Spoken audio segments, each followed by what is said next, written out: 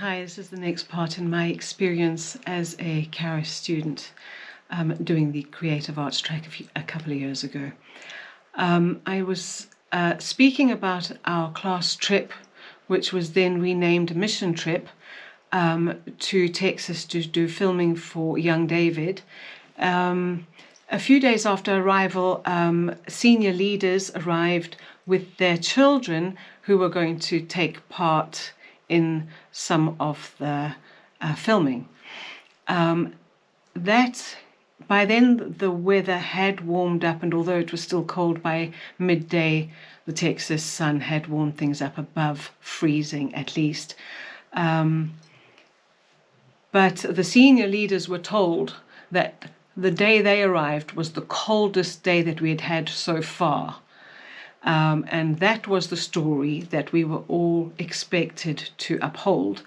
That night, we, the students, were to cater for the VIPs, for the director and her husband, some of the extras, actors, and the senior leaders of Charis who had come with their children. So we were all in the kitchen catering, and they were... Anyway, the evening went on. We served them their dinner, and part of the conversation was mentioned that someone or some had moaned and complained, and the senior leader commented that we were having too cushy a time, that the accommodation was too nice, and that mission trips should be more character building, and that she can't believe someone would complain.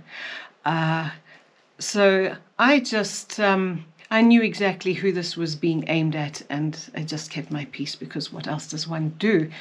All of this was really a pattern that demonstrates how the students were there just to fulfill a vision of people and our director and the productions, as opposed to actually be a priority and to be taught the curriculum that they were given. And this feature is demonstrated throughout our academic year. So once we got back from that trip, a few of us tried to speak to people about our experiences and what had happened. We didn't get anywhere. We got short shift. It's the politest way of putting it. We did it individually, not en masse, but basically what we were told is, number one, we can't control other people, so we have to control our response to other people. Number two, that God doesn't like complaining. Number three, we need to show grace and be forgiving. Number four, it's not about us, and then we need to die to self. We were told that one doesn't give offense, one takes offense, and you shouldn't. And basically, it is what it is, suck it up. That didn't satisfy us, but I decided myself to go on further to the next level, which was the Dean of Students. He did allow me to go to his office and chat to him, during which time he was deadpan, no expression. He listened, but didn't say anything. There was no communication. There was just an audience. So I explained all about it, the trip. It was mainly about the trip and our experiences there, and how I felt that the students hadn't been well looked after, bearing in mind that when we got back, half the class didn't arrive. 5 of them were home ill because of this experience. And he listened. He took notes, and he said, "Thank you very much." And that was the last I heard from him. Because I didn't hear anything back, I asked for another meeting, and he wasn't interested in giving me another meeting. So I insisted on another meeting, and I didn't get it, but I got an email saying he's taken care of it. It's going to be dealt with, and to just trust him. Those were his exact words. He said, "Just trust me and get on." So that was the end of that. During this time, I had become ostracized by the director, by some of the staff, by some of the senior members of staff at Charis. I had become invisible. No one would catch my eye. No one would talk to me. No one would greet me. I had been punished. I was no longer socially invited, and even at church on Sundays, certain people would not greet me, would not talk to me, and I was ostracized. So with that in mind, with my experiences, I realized there was another month to go. I hadn't seen my husband for 8 months because of COVID restrictions, etc., and traveling.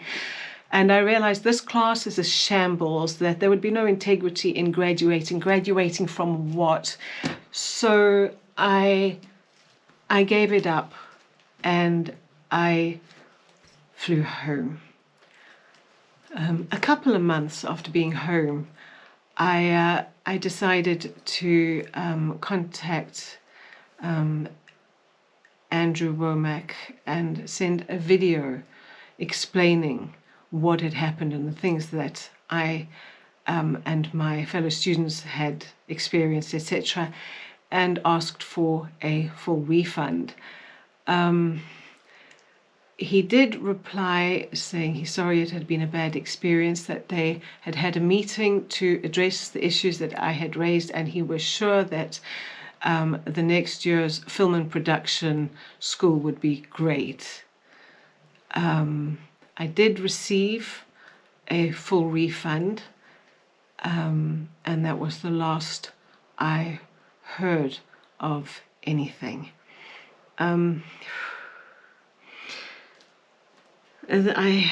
Sorry, I'm going to try and relax. This is really hard for me. I find myself getting really emotional trying to have to think about this again.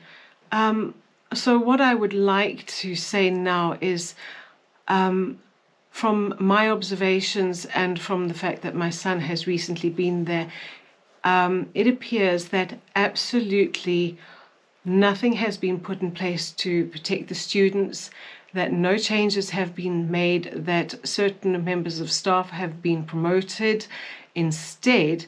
And it's taken me a long time to get my head to a place of understanding and clarity.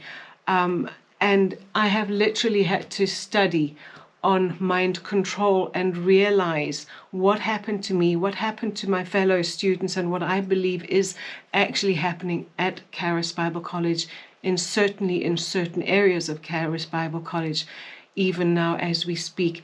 And I just need to warn people that it's not a safe place.